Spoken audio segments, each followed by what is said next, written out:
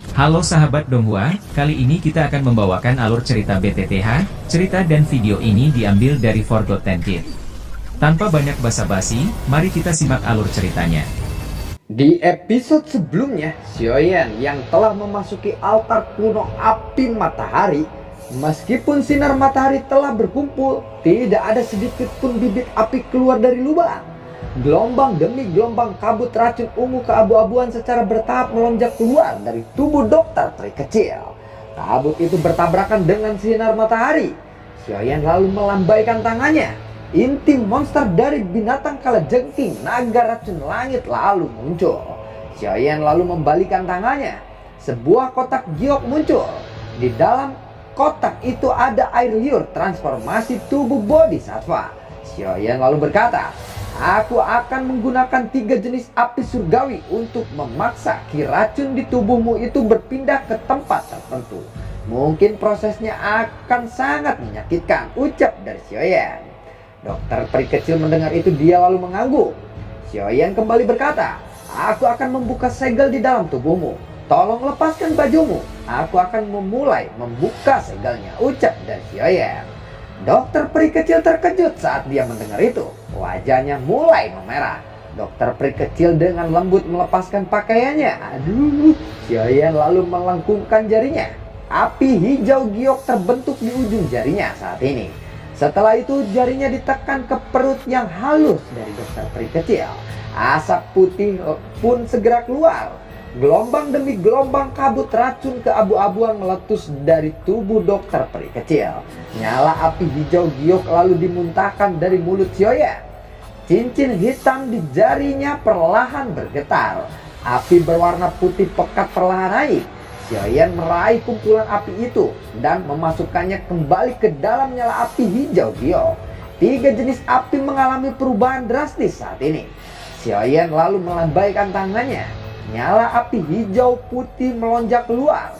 Nyala api menutupi tubuh dokter peri kecil. Saat ini, api hijau putih berubah menjadi bibit api kecil yang tak terhitung jumlahnya.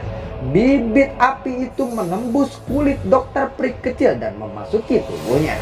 Gas beracun di tubuh dokter peri kecil lalu menyebar. Xiaoyan meraih inti monster binatang kalajengking naga racun langit dan meletakkannya di perut bagian bawah dokter peri kecil. Inti monster itu ditekan oleh kulit dokter peri kecil. Tatapan Xiaoyan lalu beralih ke kotak batu giok di sampingnya, di mana air liur transformasi tubuh bodhisattva itu berada. Lalu tangan Xiaoyan sedikit melengkung. Setelah kekuatan hisapnya menarik air liur transformasi tubuh bodhisattva dari kotak batu giok di tangannya, lalu api hijau terpisah dari permukaan tubuh dokter peri kecil. Kemudian api itu melilit air liur transformasi tubuh bodhisattva. Api hijau bergejolak lebih intens lagi hingga sampai 3 menit berlalu. Secara bertahap air liur transformasi tubuh bodhisattva berhenti bergetar. Xiaoyan lalu mengeluarkan air liur transformasi tubuh bodhisattva dari api setelah pemurnian selesai. Namun dia terkejut setelah melihat bahwa air liur transformasi tubuh bodhisattva secara bertahap mengungkap banyak partikel seperti debu berwarna hijau. Dalam sekejap mata partikel itu membentuk bola hijau seukuran telapak tangan. Air liur transformasi tubuh bodhisattva sedikit bergetar. Begitu bola-bola hijau ini terbentuk, lalu bola ini jatuh di genggaman Xiaoyan. "Apakah ini benih bodhisattva?" tanya dari Xiaoyan. "Benih bodhisattva seperti hati bodhisattva. Ada sesuatu yang berasal dari pohon purba bodhisattva. Namun barang ini sangat langka. Ternyata air liur transformasi tubuh bodhisattva benar-benar bisa membentuk benih bodhisattva," ucap dari Xiaoyan. Legenda mengatakan bahwa seseorang akan bisa merasakan keberadaan hati bodhisattva dengan memperoleh air liur transformasi tubuh bodhisattva. Namun air liur transformasi tubuh bodhisattva dalam legenda itu ternyata benih bodhisattvanya sendiri. Kemudian dia memasukkan benih itu ke cincin penyimpanannya. Setelah menyimpan benih bodhisattva, Xiaoyan dengan cepat melihat kembali dokter peri kecil di depannya, yang tubuhnya gemetaran sementara matanya tertutup rapat. Selanjutnya dia mengambil air liur transformasi tubuh bodhisattva dari api. Dia lalu menghirup udara dalam-dalam dan menekannya ke perut dokter peri kecil. Air liur itu segera menyebar dari perut bagian bawah dokter peri kecil. Setelah itu air liur transformasi bodhisattva memasukinya dan berada di sekitaran tubuh dokter peri kecil. Setelah itu terlihat keadaan tubuh dokter peri kecil menjadi lebih baik. Selanjutnya adalah menyelesaikan kekuatan racunnya, ucap dari Xiaoyan. Dia lalu melengkungkan dua jarinya dan dengan cepat menekannya ke perut dokter peri kecil. Nyala api hijau membentuk lubang kecil. Gelombang demi gelombang cairan hijau dengan cepat masuk melalui celah tersebut. Gas beracun berwarna abu-abu langsung bereaksi setelah air liur transformasi tubuh bodhisattva menyentuhnya. Gas keabu-abuan lalu bergejolak. Sesaat bergejolak, aura mematikan yang terkandung di dalam tubuhnya dengan cepat dinetralkan oleh air liur transformasi tubuh bodhisattva. Melihat itu, Xiaoyan lalu berkata, "Dokter peri kecil, edarkan dokimu dan tekan gas beracun. Ubah itu menjadi poison," ucap dari Xiaoyan. Setelah itu, dokter peri kecil buru-buru mengedarkan dokinya. Dia secara bertahap mulai menekan gas beracunnya. Buah! Seiring dengan erosi gas beracun ini, monster core mulai berputar dan mulai memancarkan kilauan keabu-abu. Karena semakin banyak doki yang melonjak ke dalam tubuhnya, ukuran monster core itu menyusut dengan lambat. Lalu Xiaoyan menghirup udara dalam-dalam. Akhirnya, ucap dari Xiaoyan. Setelah poison dan terbentuk, gas racun di dalam tubuhnya akan sepenuhnya berada di bawah kendali dokter peri kecil dan tidak akan lagi meletus tanpa alasan. Sudah bertahun-tahun sejak dia membuat janjinya kepada dokter peri kecil. Sekarang akhirnya dia memenuhinya. Xiaoyan melirik dokter peri kecil di depannya. Tidak ada lagi sedikit pun uap racun yang dipancarkan dari permukaan tubuhnya saat ini. Saat ini kondisi dokter peri kecil bisa dianggap telah stabil. Xiaoyan mengalihkan pandangannya ke lubang tak berdasar di dalam altar. Energi api di dalam memang sangat padat, ucap dari Xiaoyan. Setelah merenung sejenak, tangan Xiaoyan menekan lubang di tanah. Lalu kekuatan hisap keluar dari tangannya. Dan sejumlah besar energi api ditarik ke atas dan tersebar. Namun bibit api inti tidak muncul. Dia tiba-tiba mengangkat kekuatan hisap dan gelombang demi gelombang energi api yang padat terus dipancarkan dari lubang di dalam tanah. Namun bibit api inti masih belum muncul juga. Penghisapan ini berlanjut selama lebih dari 10 menit. Sebuah pikiran tiba-tiba melintas di hatinya. Tangannya dengan cepat bergeser ke samping. Setelah tangannya bergeser ke samping, segumpalan bibit api berwarna merah yang sangat kecil keluar dari lubang. Xiaoyan terkejut saat melihat api di depannya ini. Nyala api itu yang tadinya berwarna merah menjadi putih bersih. Tetapi bagian dalamnya dipenuhi dengan benang darah seperti pembuluh darah. Seolah-olah mereka adalah pembuluh darah api ini. Apakah ini adalah api matahari? Tanya dari Xiaoyan. Dia lalu mengulurkan tangannya dan mengambil api berwarna putih ini. Xiaoyan lalu berkata, "Aku ingin tahu apakah api matahari ini bisa memelihara skill penciptaan apiku," ucap dari Xiaoyan. Lalu dia mengepalkan tangannya dan menyerap api matahari ke dalam tubuhnya. Setelah itu Grace Lotus Heart Flame melonjak keluar dan dengan mudah memperbaikinya. Lalu nyala api itu bergabung dengan api transformasi kehidupan di dalam tubuhnya. Nah, ini memang efektif, ucap dari Xiaoyan. Ketika api matahari bergabung dengan benih api, Xiaoyan bisa dengan jelas merasakan benih api berkembang secara signifikan. Melihat itu, Xiaoyan lalu berkata, api matahari ini tidak sulit untuk dijinakan seperti base flame dan juga sangat mudah untuk memperbaikinya. Dia sekali lagi mengulurkan tangannya dan kekuatan hisapnya tiba-tiba muncul lagi.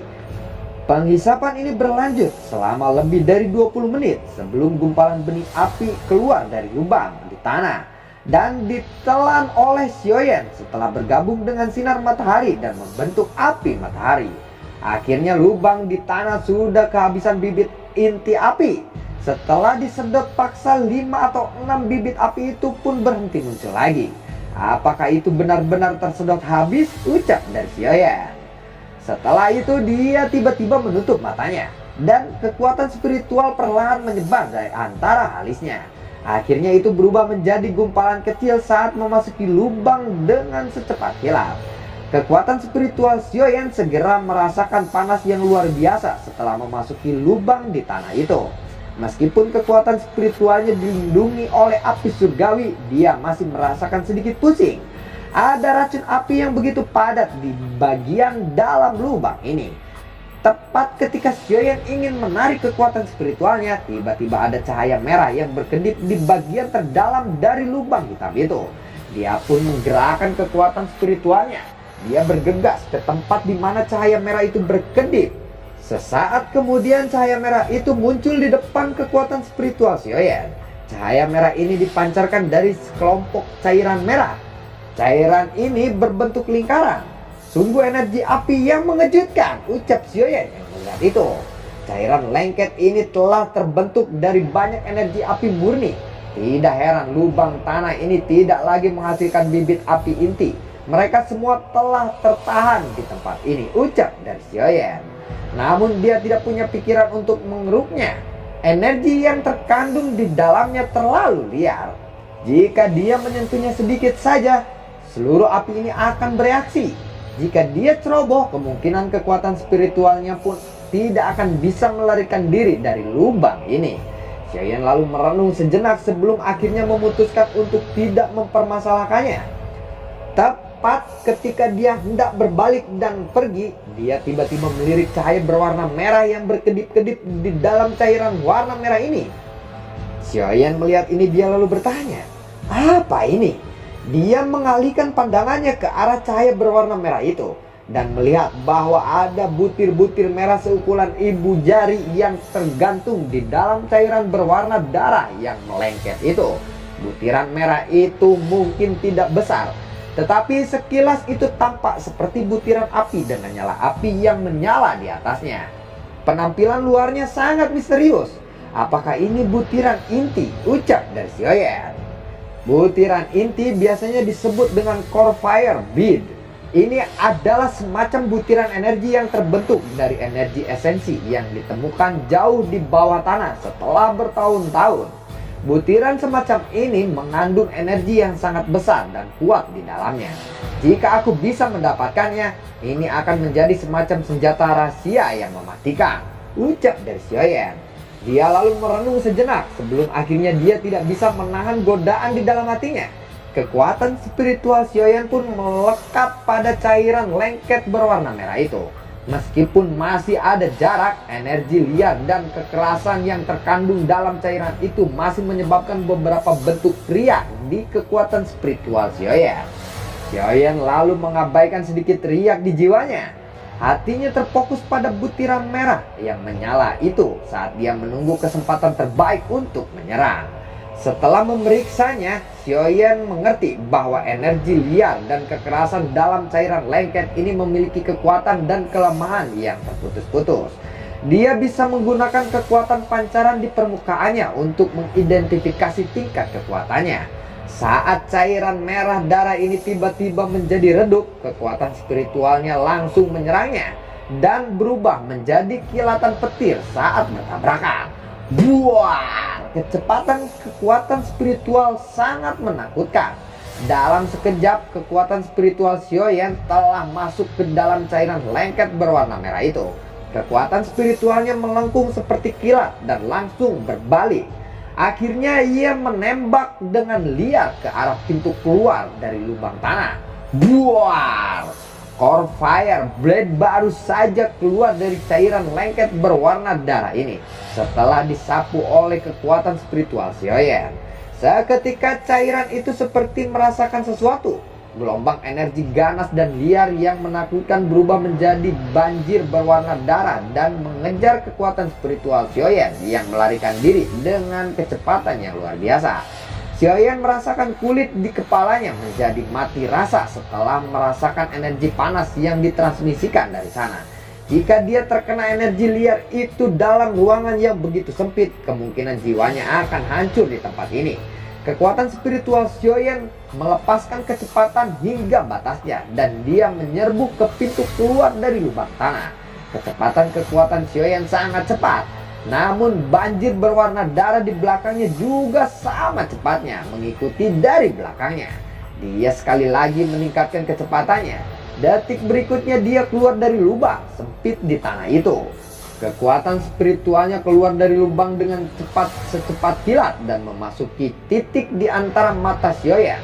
Core Fire Bead ditangkap oleh Xiaoyan di telapak tangannya. Xiaoyan lalu mengangkat tangannya setelah jiwanya kembali ke tubuhnya. Dengan cepat dia menggeser tablet batu hitam di sampingnya. Setelah itu dengan cepat menutup lubang di tanah itu. Buah, tablet batu itu ditutup. Ketika bergetar hebat, tablet batu hitam itu mampu memblokir serangan energi liar dan ganas dari dalam lubang. Hampir saja, ucap dari Xiaoyan. Jika saja kecepatannya sedikit lebih lambat, jiwanya mungkin akan menderita cedera yang serius. Xiaoyan lalu buru-buru melirik dokter peri kecil di sampingnya. Dia lalu menghela nafas lega ketika dia melihat bahwa dia tidak terganggu. Setelah itu dia menundukkan kepalanya dan perlahan membuka tangannya. Butiran merah menyala berada di telapak tangannya saat ini. Jadi ini adalah Core Fire Bleed ya, ucap dari Xiaoyan. Rasa panas menyebar dari Core Fire Bleed. Dengan memegangnya, Xiaoyan menyadari bahwa energi api di sekitarnya tampak samar-samar berkumpul di sekitar tubuhnya. Core Fire Bleed ini memang misterius, ucap dari Xiaoyan. Dia tanpa sadar merasa tidak mau meletakkannya karena dia terlalu menyukainya. Hadiah kali ini memang luar biasa. Core Fire Bleed tiba-tiba bergetar di bawah cahaya matahari. Api putih pekat tiba-tiba muncul dan naik dari Core Fire Bleed. Perubahan yang tiba-tiba dan tidak terduga ini menyebabkan Xiaoyan terkejut. Ini adalah api matahari. Bagaimana bisa mengalami perubahan seperti ini tanpa bibit api inti? Apakah Core Fire Bead ini telah menyerap bibit api inti dalam jumlah yang banyak selama bertahun-tahun? Jadi itulah mengapa ia memiliki reaksi seperti itu setelah melakukan kontak dengan sinar matahari. Jadi selama energi ini di dalam Core Fire Bead tidak habis, ia akan bisa terus menciptakan api matahari, ucap dari Xiaoyan. Jika ini benar-benar terjadi, benih api transformasi kehidupan di tubuhnya mempunyai sumber makanan yang tak ada habisnya. Selain itu, dia juga dapat menghemat waktu dan tenaga karena dia tidak perlu lagi mencari berbagai binatang api. Aku benar-benar menemukan harta karun kali ini, ucap dari Xiaoyan. Lalu dia melirik dokter peri kecil. Setelah melihat bahwa dia baik-baik saja, dia kembali duduk dan mulai menyerap api matahari yang diciptakan oleh Core Fire Bleed. Seluruh pikiran Xiaoyan terfokus pada menyerap api matahari selama hari-hari berikutnya. Di tengah penyempurnaan ini, api transformasi kehidupan di dalam tubuhnya dengan cepat menguat. Singkat cerita, Xiaoyan telah menyelesaikan pelatihannya. Dia lalu bergegas keluar untuk menemui Tian Honzhenze yang sedang diserang oleh orang-orang dari lembah sungai es saat ini. Kamu memang pandai menemukanku di sini. Bagaimana kabar dokter peri kecil? Ucap dari Tian Honzhenze. Dia baik-baik saja, namun dia tidak bisa bertarung sekarang, ucap dari Xiaoyan. Kali ini lembah sungai es telah mengirim beberapa orang yang benar-benar merepotkanku. Aku kemungkinan besar agak kesulitan oleh mereka, ucap dari Tian Honzhenze. Xiaoyan lalu mengangguk. Penatua Yezong, yakinlah hal ini adalah masalah yang disebabkan oleh kelompokku. Klan Ye tidak akan terlibat di dalamnya, ucap dari Xiaoyan kepada Yezong dan yang lainnya. Tuan Tian Honzhenze, apakah kamu berani melawan lembah sungai es ini denganku? Ucap dari Xiaoyan. Dulu melihat doseng elit pun aku berani, apalagi barisan seperti itu, ucap dari Tian Honzhenze. Xiaoyan tertawa, dia lalu mengangkat kepalanya dan melihat banyak sosok putih di langit. Xiaoyan tidak pernah takut melawan siapapun sejak dia tiba di daratan tengah. Xiaoyan lalu melesat ke langit. Setelah itu dia berhenti tidak jauh di depan kelompok Tian dia. Sementara Tian Honzhenze mengikutinya dari belakang. Iblis tua Tian dia, kamu melarikan diri dengan cukup cepat saat terakhir kali kita bertemu. Tidak diduga bahwa kamu sekarang telah memanggil begitu banyak bala bantuan, ucap dari Xiaoyan. Sialan, kamu terlalu banyak bicara. Aku pasti akan membunuhmu hari ini, ucap dari Tian dia. Seseorang yang ambruk dalam hanya satu kali serangan berani mengucapkan kata-kata arogan seperti itu, ucap dari Tian Wanzunze. Kamu adalah orang yang mengalahkan Tian dia, bukan? Bolehkah aku menanyakan namamu? Ucap seseorang pria tua berpakaian putih. Namaku adalah Tian Huo, ucap dari Tian Huo Zunze. Jadi kamu adalah Tian Huo Zunze. Aku adalah penetua pertama lembah sungai es, Tian Xuangzi. Masalah hari ini adalah dendam antara lembah sungai es dengan nona racun itu. Apakah kamu setuju jika aku meminta kamu untuk tidak ikut campur tangan kali ini? Ucap dari pria tua yang bertanya kepada Tian Xuangzi. Tian Huo Zunze tertawa, tetapi dia tidak menjawabnya. Yang dia lakukan hanyalah menggelengkan kepalanya. Oh, kalau begitu aku akan menghentikanmu, ucap dari Tian Xuangzi. Tian Huo Zunze lalu berkata, silakan, kamu tidak perlu menahan diri kali ini, ucap dari Tian Huo Zunze. Di mana nona racun itu berada? Apakah dia bersembunyi lagi? Hari ini lembah sungai es telah membentuk formasi penguncian di sekitar kota Ye. Tak satupun dari kalian yang akan bisa melarikan diri kali ini, ucap dari Tian dia. Tidak perlu menunda lagi, serahkan nona racun itu kepadaku. Jika tidak, kepala lembah tidak akan melepaskanmu dengan mudah, ucap dari Tian Xuangzi. Setelah mengucapkan kata-kata itu, dia muncul 10 meter dari Tian Wanzunze. Tian dia lalu mengangguk, tatapannya beralih kepada Xiaoyan. Sialan, kita lihat siapa yang bisa menyelamatkanmu kali ini, ucap dari Tian dia. Ekspresi Xiaoyan tetap tenang dan Doki mulai perlahan beredar di dalam tubuhnya. Tiba-tiba kabut hitam muncul di sana dan sebuah suara terdengar darinya. Penetua Tian dia, orang ini adalah target Hall of Soul. Bolehkah aku tahu apakah kamu bisa menyerahkannya kepadaku untuk aku tangani? Ekspresi tenang Xiaoyan langsung berubah. Berbahaya saat kabut hitam ini muncul. Ada Hall of Soul, ucap dari Xiaoyan. Sungguh tidak diduga. Hanya beberapa tahun sejak terakhir kali kita bertemu, tetapi kamu telah maju ke kelas Dozong. Yalo memang memilih murid yang benar-benar berbakat kali ini. Namun terlepas dari seberapa bagus penglihatannya, orang tua itu tetap ditangkap olehku. Kabut hitam itu bergejolak dan berubah menjadi sosok hitam. Pelindungmu, sialan, ucap dari Xiaoyan. Lalu bagaimanakah kelanjutan ceritanya? Akankah Xiaoyan berhasil mengalahkan pelindungmu? Ternyata ada juga anggota Hall of Soul. Ada juga pelindungmu ya yang telah berhasil menangkap Yalo pada saat itu. Terima kasih telah menyimak video ini dari awal sampai akhir ya. Sampai jumpa.